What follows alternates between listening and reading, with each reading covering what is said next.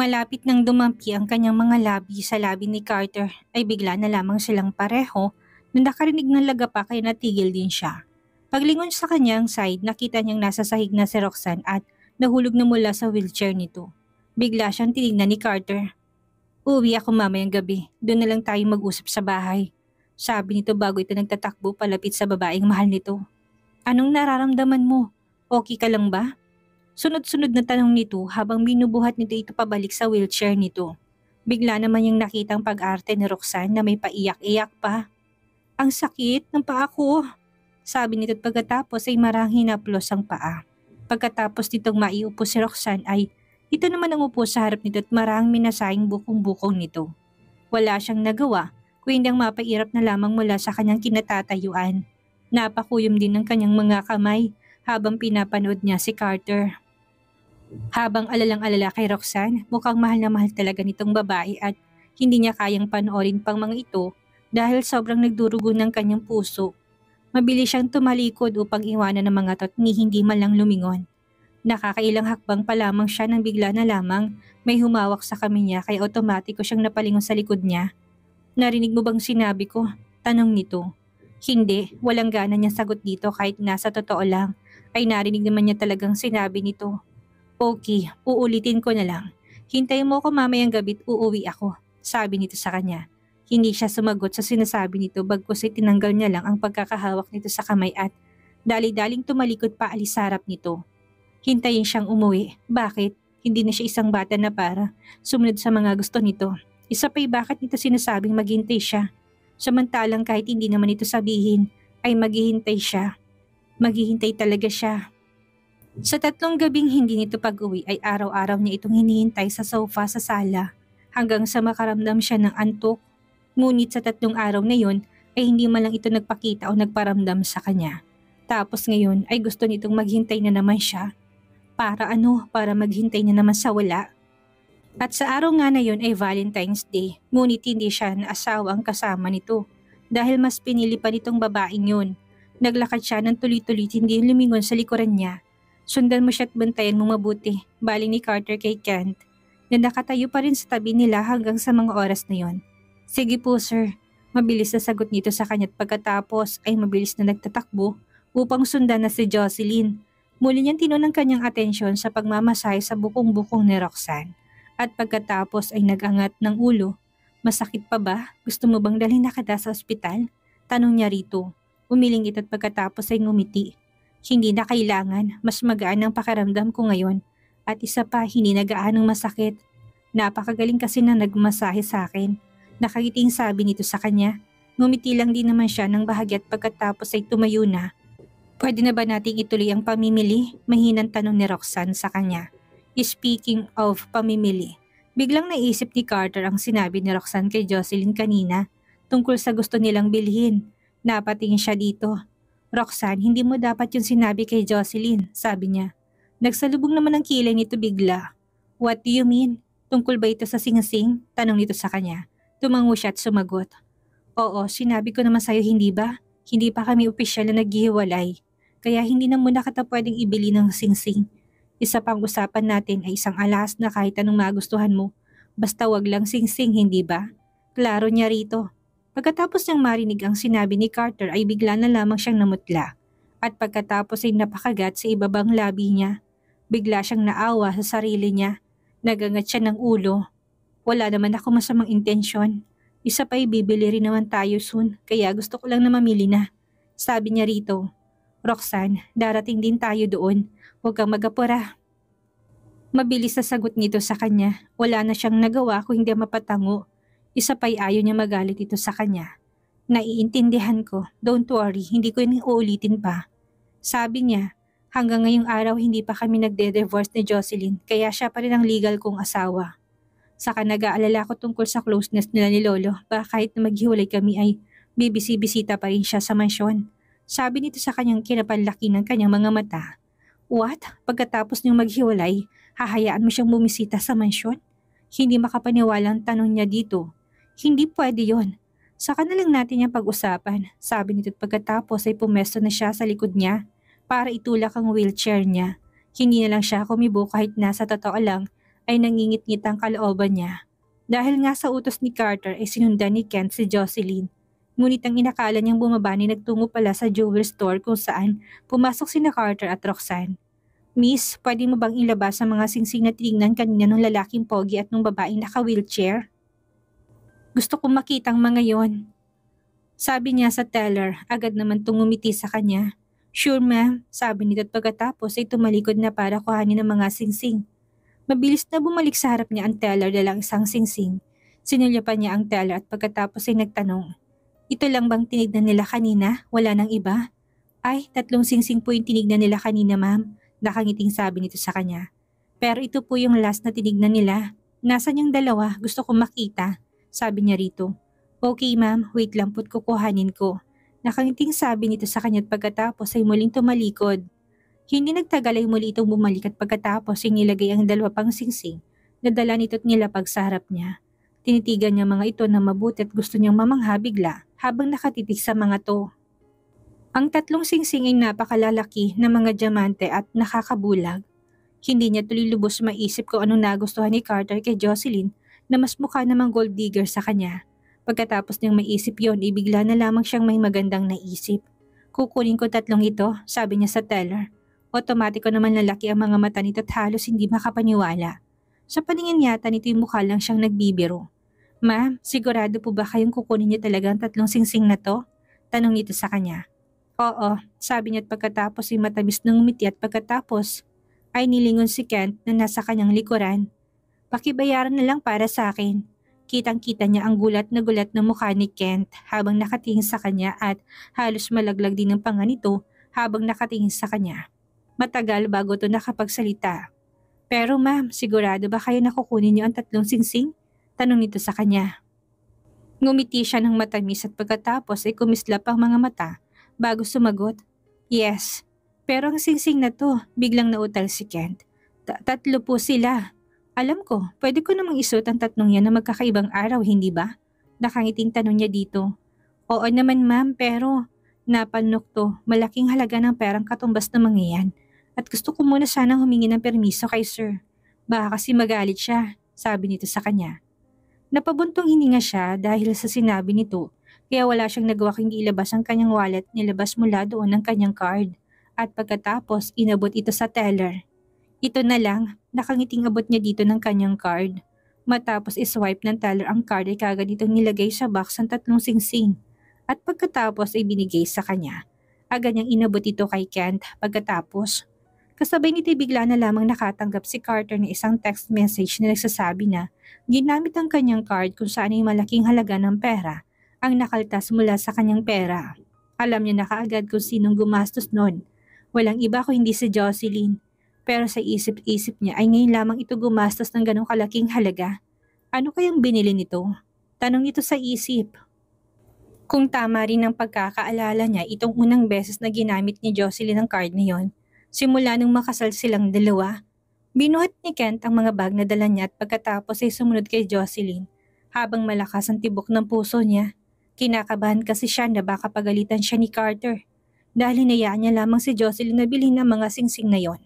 Ang brand ng singsing na binili ni Jocelyn ay napakamahal at 3 singsing ang binili nito na napakalalaki ng mga diamante na sa tansya niya ay nagkakahalaga ng milyon-milyon. Hindi man lang ito kumurap nang iswipe nitong card upang bayaran ang mga singsing. Isa pa ay pamilyar sa kanyang card na ginamit nito. Napalunok na lamang siya dahil dito. Tsak na masasermonan siya panigurado. Pagkatapos ng bilhin ni Jocelyn ang singsing, ay bigla na lamang siyang nakaramdam ng gutom. At dahil nga nasa mall sila ay marami namang kainang matatagpuan doon. Ngunit dahil nga Valentine's Day, ng araw na yun puno ang lahat ng kainan at nasa loob na siya ng isang restaurant ng mga oras na yon dahil naghahanap sana siya ng bakanting upuan ngunit dahil nga puno ay lalabas na sana siya ngunit bigla na lamang may lumapit sa kanyang isang waiter. Ma'am, meron pa kami isang available na private room. Mukhang hindi pa yata makakarating ang mga nagpa-reserve. Sabi nito sa kanya, nagdalawang isip pa siya bago siya sumagot dito. At pagkatapos ay muli niyang naramdaman ng gutom niya, kaya bigla na lamang siyang napatango. Sige, mabilis na sagot niya dito. Iginiya siya nito sa private room na sinasabi nito at doon tahimik ang mabango ang paligid. Katabi nitong bintana kaya tanaw mula doon ng mga buildings. Umupo siya sa upuan at maya-maya pa'y sunod-sunod nang dumating ang mga maghain ng masasarap na pagkain sa harapan niya.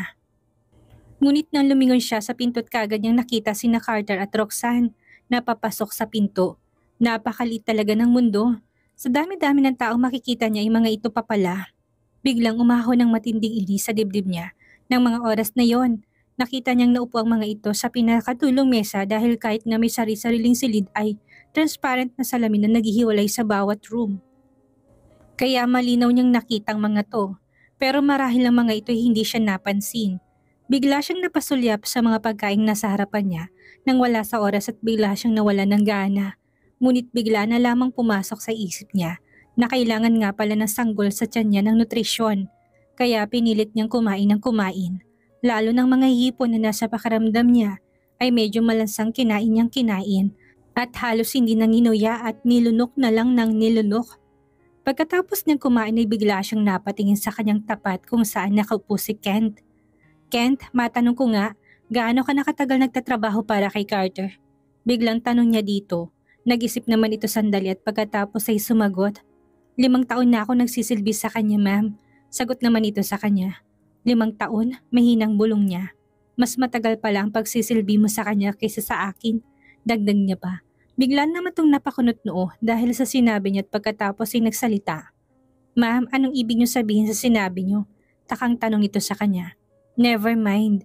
Sabi na lamang niya at napailing. 10 taon. 10 taon na niya itong minamahal ngunit 2 taon pa lang silang simula ng personal niya itong pinagsilbihan simula na ikinasal sila. Sa tingin mo, bakit napakalapit ni Carter sa mga babae? Out of nowhere ay naitanong niya dito. Agad naman itong umiling sa kanya. Hindi naman ganun si Sir Ma'am. Mali ang iniisip niyo, isa pa'y umiiwas siya sa mga babae. At napakalamig kong makitungo. Seryosong sagot nito sa kanya. Talaga, ngumiti siya dito. Ngunit hindi siya naniniwala dahil hindi ganun na nakikita niya. Mukhang mahal na mahal talaga nito si Roxanne. Naisip niya tuloy kung siguro hindi sila ganun ka-close ng lolo nito, ay tsak na napakalamig ng pakikitungo nito sa kanya. Nahila siya sa pag-iisip na bigla na lamang tumunog ang isang pamilyar na kanta, ang Happy Birthday. Napatingin siya sa kanyang paligid at nakita niya ang isang waiter na may tulak-tulak na 2-tier cake. At pagkatapos ay nakita niya si Roxanne na nakatingin sa cake na hindi makapaniwala. Akala ko nakalimutan mo, narinig ang bigkas nito na halos maiyak sa sobrang tuwa. Hindi no, sa dami ng makakalimutan ko, birthday mo pa ba? Biglang sagot naman ni Carter dito. Salamat babe, sabi nito at pagkatapos ay niyakap si Carter. Nang mag-angat ng ulo si Carter, isang pamilyar na mukhang hindi niya inaasahang makita doon, si Jocelyn na nakatingin din sa kanila. Hindi niya inaasahang naroon ito at kakain din sa restaurant na yon. Carter, I'm very happy na nakilala kita and I'm so blessed to have you. Malambing na sabi sa kanya ni Roxanne. Biglang napasandal to sa balikat niya habang magkatabi silang nakaupo hanggang sa hindi niya inaasahan hinalikan si Carter ni Roxanne sa kanyang mga labi. Biglang nasagi ni Jocelyn ang tasa ng kape at natumba sa mesa kung saan inabuhos sa mga kamay niya. Napakainit nito dahil halos kasaserve lang ng waiter. Ngunit ilang sandali lamang ay tila ba hindi na niya yun maramdaman dahil pakaramdam niya ay namamanhid ng buong katawan niya dahil sa kanyang nakita. Ipaslice na natin ang cake at kainin na natin. Biglang layo ni Carter kay Roxanne na mabuti na lamang at hindi nito napansin na bigla ang paglayo niya dahil sa sobrang kasiyahan nito. Okay, sige. Favorite ko pa naman to, eksakto, strawberry flavor. Sabi nito sa kanya ng ngiti-ngiti. Ngumiti siya dito. Well, mabuti naman at nagustuhan mo, sabi niya. Ipaslice mo na yan sa waiter o kaya ikaw na mag-slice. Lalabas lang ako saglit. Sabi niya rito at mabilis na lumabas ng room. Paglabas niya mabilis nang dinukot ang kanyang cellphone sa kanyang bulsa at pagkatapos ay tinawagan si Kent. Lumabas ka sandali, sabi niya dito. Anong ibig niyo sabihin, sir? Nandito kasi kami ni ma'am sa restaurant na bago pa man ito matapos ang sinasabi mabilis siyang nagsalita. Nandito rin ako sa isa sa mga private room na halos katabi lang ninyo. Sa dulo, sabi niya dito. Okay po sir. Mabilis na sagot nito at pagkatapos ay pinatay ng tawag.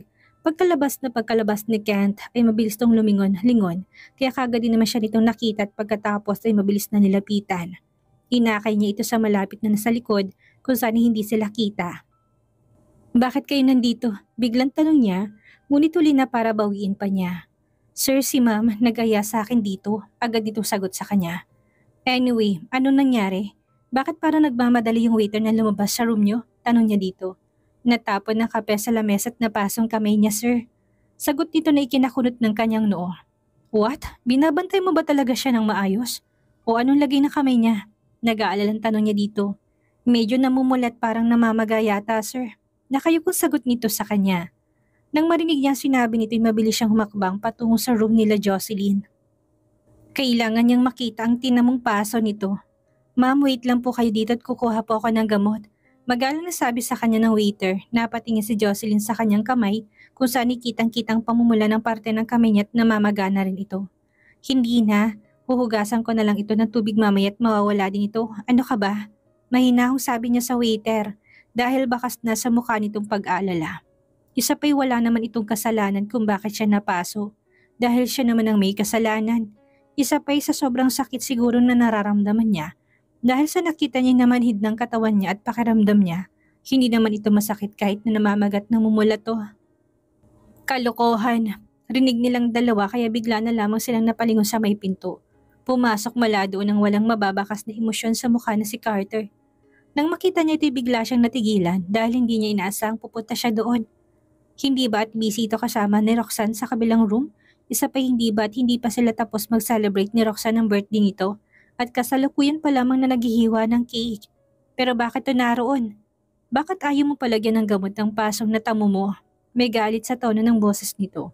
Pagkatapos nitong magsalita ay bumaling to sa waiter na nakatayo pa rin sa tabi niya. Ikuha mo siya ng gamot. Mabilis na sabi nito dito. Sige po sir. Mabilis nitong sagot sa kanya at nag-aaporang lumabas ng room na yon. Naghila ito ng upuan sa tabi niya at pagkatapos ay naupo doon. Agad nitong kinuha ang kamay niya upang tignan ang paso niya.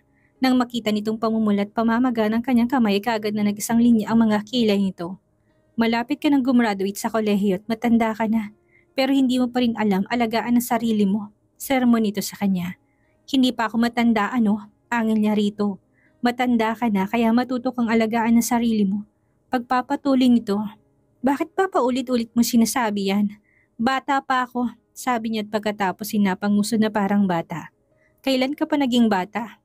Baka nakakalimutan mo na Mrs. De La Rosa kasal ka na, kaya hindi ka na bata, sabi nito sa kanya.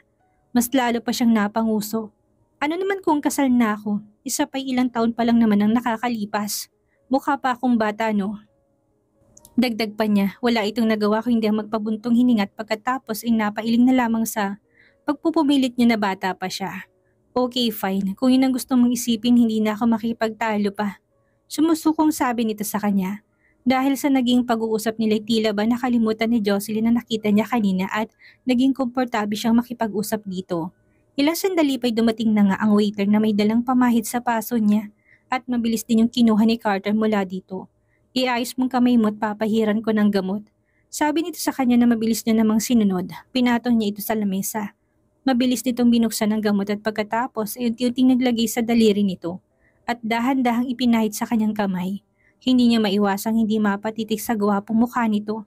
Napaka-perpekto talaga ng hubog ng mukha nito. Isa pa'y kahit na siguro pawisan ito ay gwapo pa rin dahil sa gwapo na talaga ito. Bigla tuloy niyang naisip na sa totoo lang ay wala sa hinagap niya na magiging asawa niya to. Isa pa ay hindi niya inaasahang papayag tong pakasalan siya. Dahil lang sa lolo nito at nang tuluyan na nga silang ikasal ay pakiramdam niya ay para bang nananaginip lamang siya. Akala niya noon pagkatapos nilang magpakasal ay magiging masungit at malamig ito sa kanya pagkatapos ay sisisihin siya nito. Dahil kung hindi lang dahil sa kanya hindi to pipilitin ng lolo nitong pakasalan siya. At gaya ng sabi ni Roxanne, baka nun pa lamang ay matagal na silang kasal na dalawa dahil wala rin namang magiging pagpipilian ng lolo ni Carter kung hindi tanggapin si Roxanne bilang magiging asawa ng apo nito, lalo na kapag pinaglaban pa siya nito sa harap ng buong pamilya nila. Napakarami niyang expectation noon tungkol sa kasal nila. Ang dami niyang what if, pero ang pinangako niya na lamang sa sarili niya ay magiging tapat siya dito kahit na wala siyang inaasahang pabalik. Pagkatapos nilang makasal ni Carter ay ginampanan niya ang pagiging mabuting asawa. Hanggang sa pinakamaliit na bagay pa yun ay talagang napaka-hands-on niya sa pagiging asawa nito dahil sa pinakasulok ng puso niya ay umasa siya na baka isang araw ay mahalin siya nito. Sinuportahan siya nito at binigyan ng pera. Binilhan siya nito ng mga alahas na sobrang mamahal at maging mga branded na mga bag at sapatos pati mga damit.